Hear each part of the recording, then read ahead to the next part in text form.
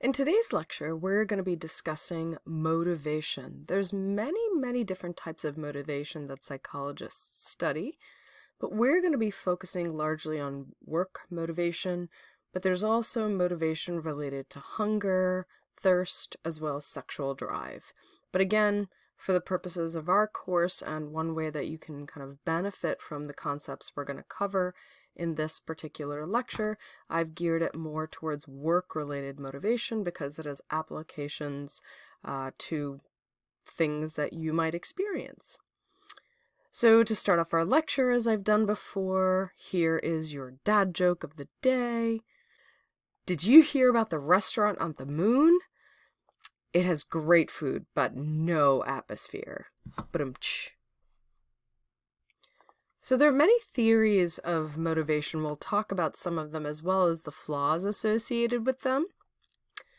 Humans enjoy competition. If you just look at the number of reality shows that exist currently and that people love to watch and compete themselves in, it's clear that we are motivated to outdo the person next to us or demonstrate to ourselves that we can do whatever it is we're competing for.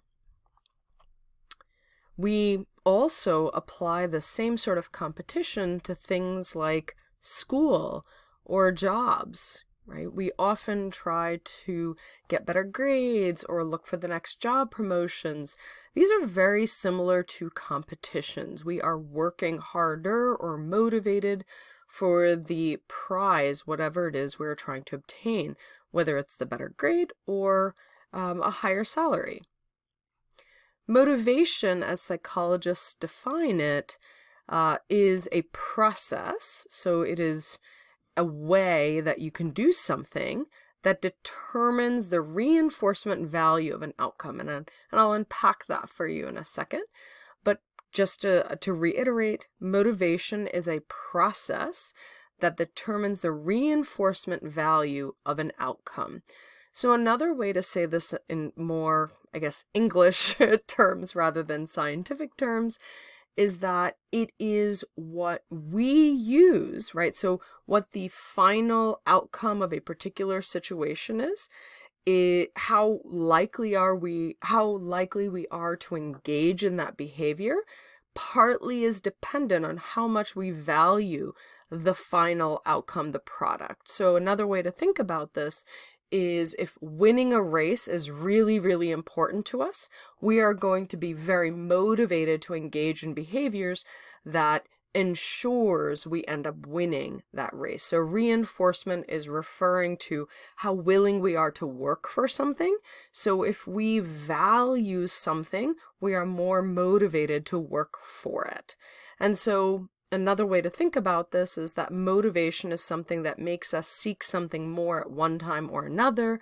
So you are more likely to be hungry at one time over another. And so when you are hungry, you're going to be more motivated to seek food for yourself. Motivated behavior is often goal-directed because we are seeking to obtain that outcome, whatever it is. And so it's considered goal-directed behavior because we're not just aimlessly performing a behavior, we are trying to obtain a particular outcome or a situation or condition. As I mentioned earlier, there are many theories about motivation. We're going to be talking about 3 of them in today's lecture. The first one is called drive theories, and again, I'll expand on each of these theories in the coming slides. Homeostasis theory, as well as incentive theories, which I think you will probably be able to relate to the most compared to the other 2. So drive theories is getting at this idea that we are motivated because we are in some sort of state of unrest or irritation, or some sort of discomfort, and that discomfort is what encourages us to behave in a certain way until that discomfort or irritation is removed. So an example that kind of illustrates the drive theories is when you have an itch. When you have an itch, it's kind of like annoying and irritating, and so that discomfort causes you to behave in a certain way, and you scratch that itch till that discomfort is gone. So drive reduction theory is one of the drive theories that we're going to be focusing on. And again, it illustrates this idea that we're performing behaviors to meet a specific need. So we're going to get something to eat if we are hungry to reduce the discomfort associated with our hunger. But then it stands to reason, if this is the only thing that's motivating us to behave in a certain way, you would assume then that once all of our needs are satisfied, we should be content with being inactive or doing nothing. But really, is our ultimate goal to do nothing? Most people are not content with doing absolutely nothing. In fact, they did this really interesting study, which I think is so incredibly amusing, where they had participants just sit by themselves anywhere from 6 to 15 minutes, doing absolutely nothing, or they, during that same time frame, could choose to shock themselves. Believe it or not, out of the 24 participants that they tested, 6 of them chose to give themselves an electric shock simply because they were bored out of their skull and didn't want to just sit there doing nothing for anywhere from 6 to 15 minutes. So this just illustrates that the drive reduction theories, or the drive theories, do not fully explain motivated human behavior. The homeostasis theory also kind of gets at a physiological need. This particular theory is getting at the idea that all organisms, including human beings, require our bodies to be in a particular condition in order to function at the optimal level. So, for example, we need to maintain a particular body temperature. Anything too high or too low will result in death or very bad things happening to our body.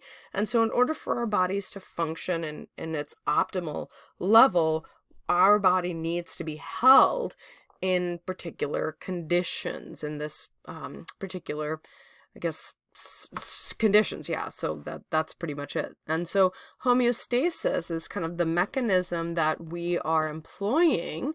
So homeostasis, to maintain it, our brain triggers behaviors to ensure that we keep or maintain our bodies at this homeostasis, this homeostatic level. We are constantly seeking a state of equilibrium. So maintaining our bodies at a constant state of temperature, weight, and water. And then anytime we kind of go out of that range of temperature, body weight, and water, there are structures in our brain that kind of trigger behaviors to counteract, to ensure that we maintain that state of equilibrium. So I'll give you an example. When our body temperature drops, because we're in an environment where it's really cold and we haven't remembered to dress appropriately for the cold weather outside, an area of our brain called the hypothalamus will trigger a shivering response and goosebumps to kind of generate body heat to keep us at the particular body temperature. So our goal is to kind of keep us in a constant state of equilibrium.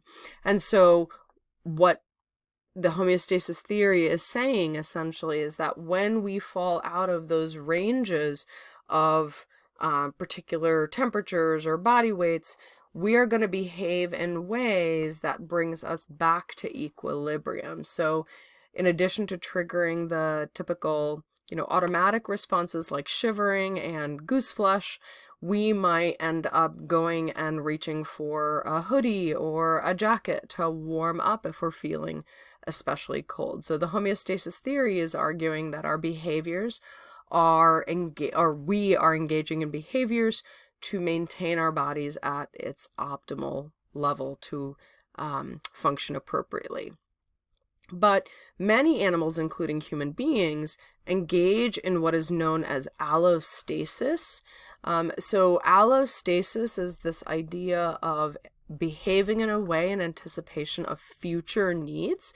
So a great example of allostasis is that animals that hibernate, for example, will load up and increase body fat in preparation for months of not eating. So that is allostasis.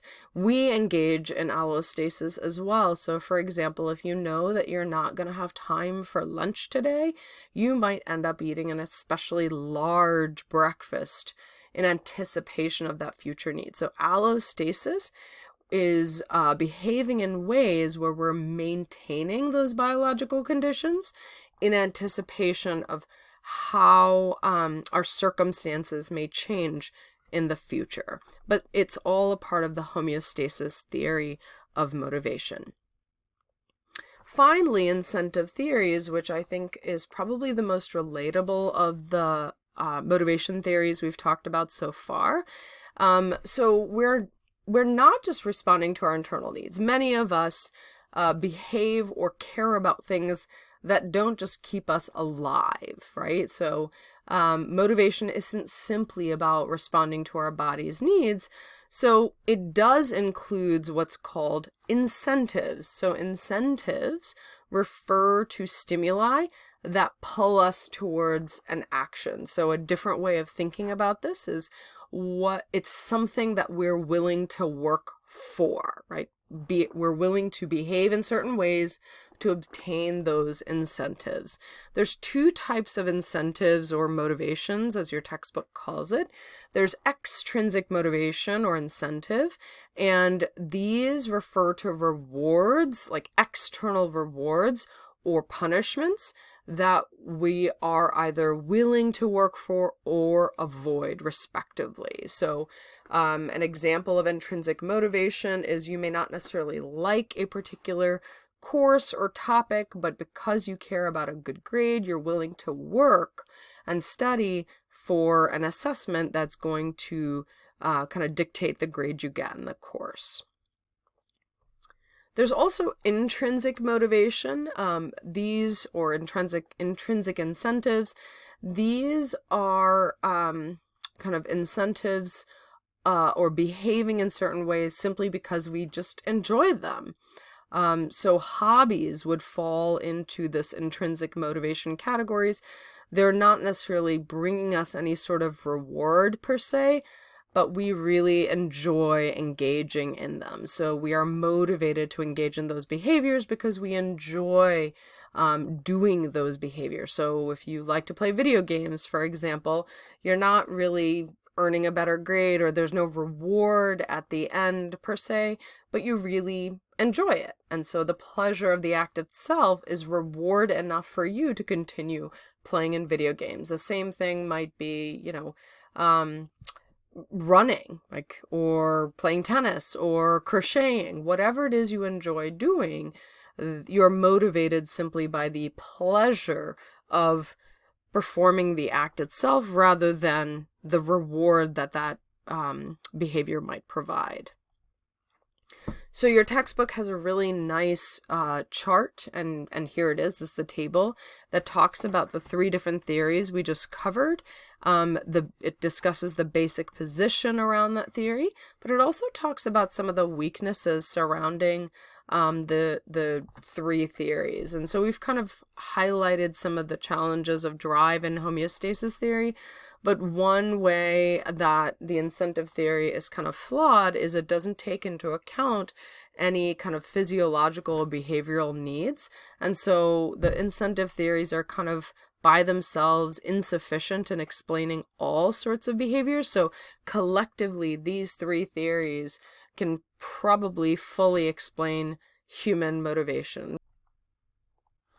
So what happens when you have more than one thing to do and you're in a situation with conflicting motivations? So for example, you want to play video games or watch a cool TV show with your friends or hang out with your friends, but you have a mountain of homework to do. And so what happens when these motivations are in conflict with one another? How do we resolve them? When they're in sync, that's great. But when they're in conflict, how can we resolve them?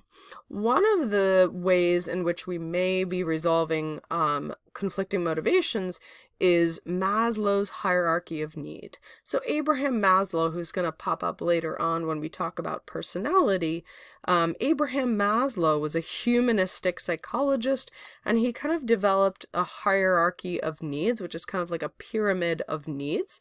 It's organized from the most basic of needs, such as like safety and security, all the way to the very top, which he called self-fulfillment or self-actualization.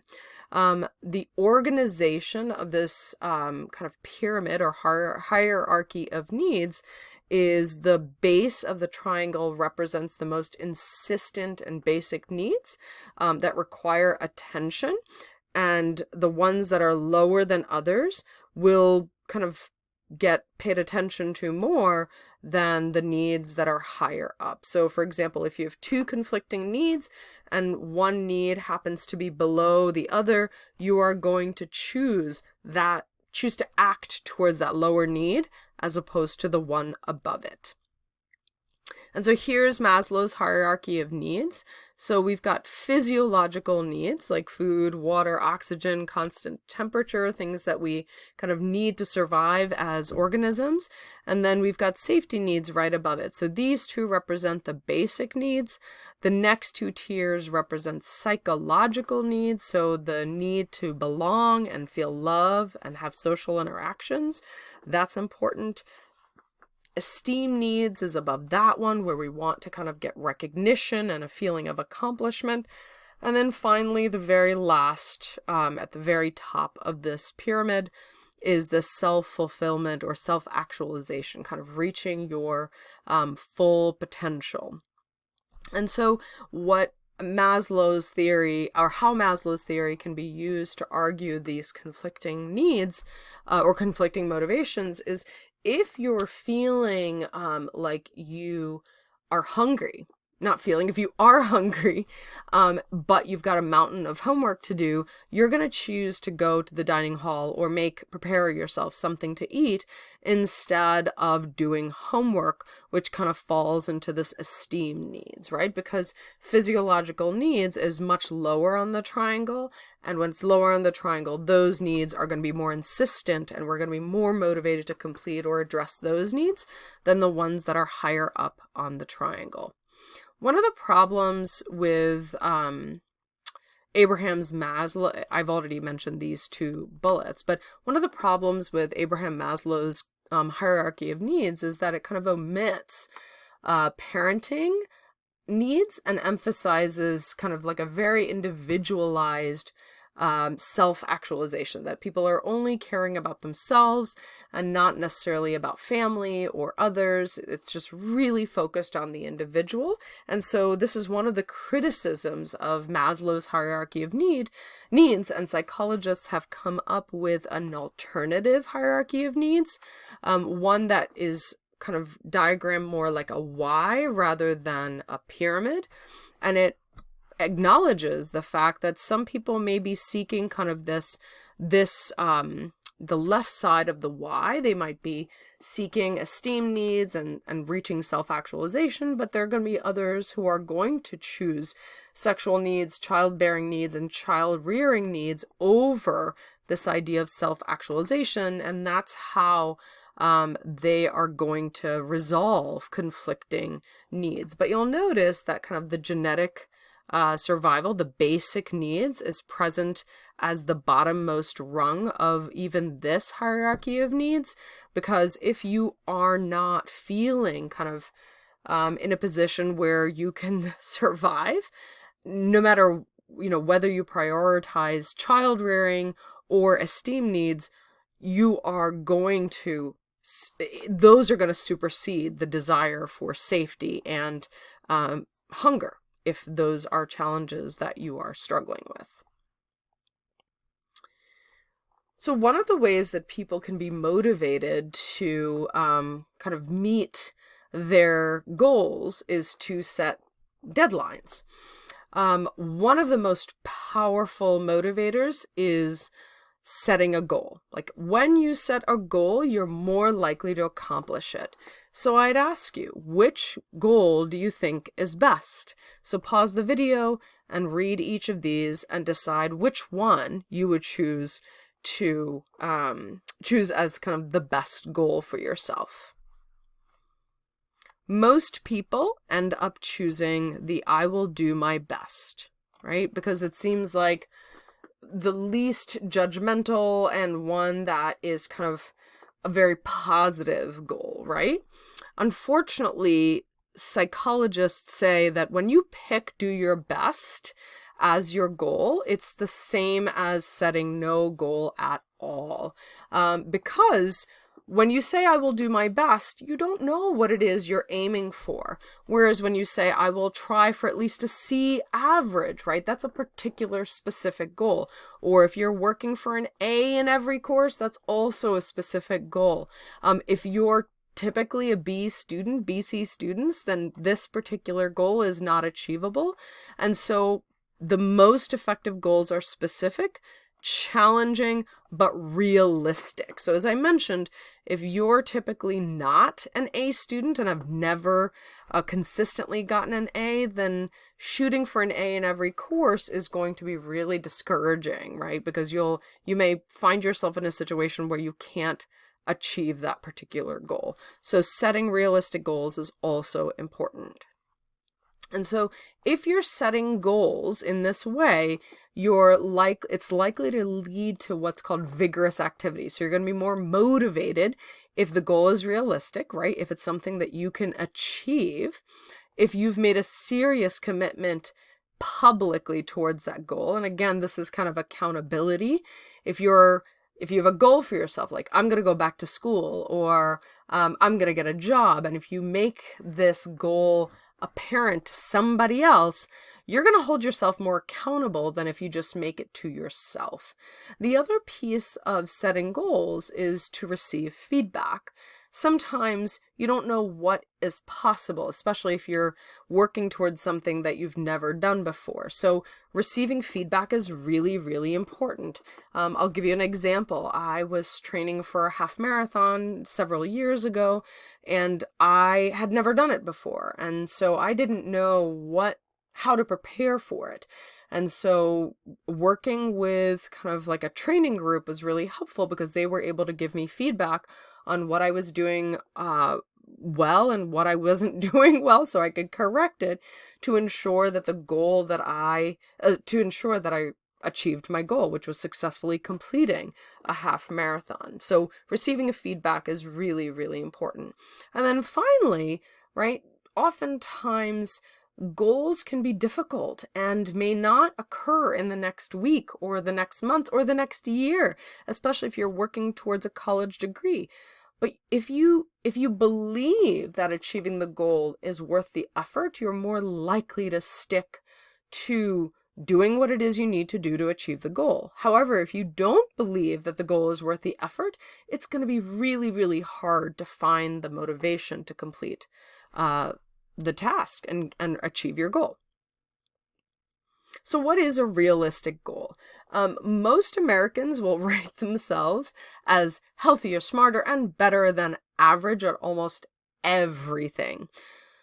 So what's the problem with that? The problem is that the average is informed by people, like somebody contributed to that average. So if most Americans are healthier, smarter, and better, then who is less than average, right? So what this tells you is that most people think that they can do something better than they might actually be able to do. So they might set unrealistic goals for themselves, which is not good.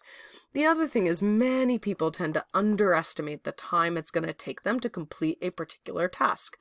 Whether it is shopping for the holidays or writing a term paper or studying for the test. If you ask students, how many of them have put in all-nighters because they failed to anticipate how long it was going to take them, almost everybody will be raising their hands. I would say 80% of students will raise their hand. saying that they encountered a situation where they underestimated the time it took them to complete a particular assignment or preparing for the test. This happens in real life too. So this is the Sydney Opera House. It was supposed to have been constructed in 1963, and they had estimated that it was going to cost about $7 million, but it wasn't completed until 1973, so 10 years later, and it ended up costing them $102 million, way more than they had estimated it was going to cost, and way longer than they had estimated it was going to take to make. So this happens in real life too. In another study, they had seniors completing their honors theses, and they were asked, okay, what is the latest time it's going to take you to finish your thesis if everything went wrong in your attempt to complete it? So they all estimated the very latest that they would get it done. When they actually got it done was often, for many of them, was 1 week later than their predicted very, very last deadline. So many people underestimate the amount of time it's going to take them to complete a particular task or goal. So the take-home message of this research is always allow yourself way more time than you think you need, because it is going to take you more time than you think. I typically double the amount of time I think something is going to take me to ensure I get it done. So you may not realize that deadlines, especially those of your assignments, are the very, very last moment that you're able to submit. Many students wait until the actual deadline or just before it to begin working on those on things that are due. Unfortunately, because we often underestimate how long things are going to take us, we may not either get it done or turn something in that is not our best work. Procrastination, which is often the cause for people waiting till the last minute, is an issue for not just students, but even workers, right? And I've taught this lecture in many, many years, and every semester when I ask students, do you consider yourself a procrastinator? How many of you consider yourself a procrastinator? Almost everybody in the classroom raises their hand. So procrastination is a big problem for many people, including students. If you're required to do part of your work at a time, so if there are deadlines set for you for parts of a larger assignment, you're going to manage your time well. But if you don't have a particular deadline or all you have is the final assignment, chances are you're going to leave everything till the very end. So how can you overcome procrastination? Part of what might help is to feel confident, right? If you're not sure how to do something, you're going to procrastinate and leave it for the last minute. So, receiving a little bit of encouragement from either your professors or your peers and praise may help you gain the confidence necessary to get started. The problem is that too much encouragement and praise is going to make people feel like, they don't have to work so hard. So it's really a balance between offering encouragement to the point where you're giving people confidence to overcome procrastination, but not giving them so much praise that they're like, yeah, I'm so good, I can wait till the last minute. Making a detailed plan is really, really helpful as well. So rather than just saying, oh, I'm going to write my paper tonight, be specific about, what you're going to write, where you're going to do the work, and what time you're going to get started. It's going to be more likely to hold you accountable to getting it done. Another thing about procrastination is that you might just need a little boost in your thinking about it. So if there's an activity that you've been procrastinating, simply estimating the probability that you will do it. So let's say I've been putting off doing laundry. Estimating the probability that I'm going to do it today, let's say it's 25%, simply making that estimate is going to make it more likely that I will get that particular task done. It's called the mere measurement effect. It's unclear why it works, but simply assigning a number to the chances of you doing it will make it more likely that you're going to accomplish that task. Now, of course, if you set that probability to 0, then this mere measurement effect is not going to work. So it's got to be a true number, probability that you're actually thinking is true. And then the other neat thing about kind of procrastination or overcoming procrastination is if you're feeling kind of indecisive or unsure about a particular decision, making a decision about kind of like a low stakes thing first will make you more likely to make a decision about something that you've been putting off for a while. So after people make kind of like a quick no cost or low cost decision, they're more likely to take action on other things. So you kind of get into like a decision making mindset by making it one decision, and you're more likely to kind of overcome procrastination and make a decision on other things as well. At least that's what research has shown. Temptation often is a problem or contributor to procrastination. Temptation is a conflict between doing some work and procrastinating it until later, right? So it's a kind of this, I want to do this, but I should do something else first. We often struggle with something called delay of gratification, declining something that we want to do now so that we might be able to get greater pleasure later on. So for example, I want to watch a TV show right now, but I've got homework to do. And so delay of gratification is putting off watching the show until I'm done with my homework, knowing that I'll get to enjoy it kind of guilt-free later on rather than before I get my homework done. That's a delay of gratification.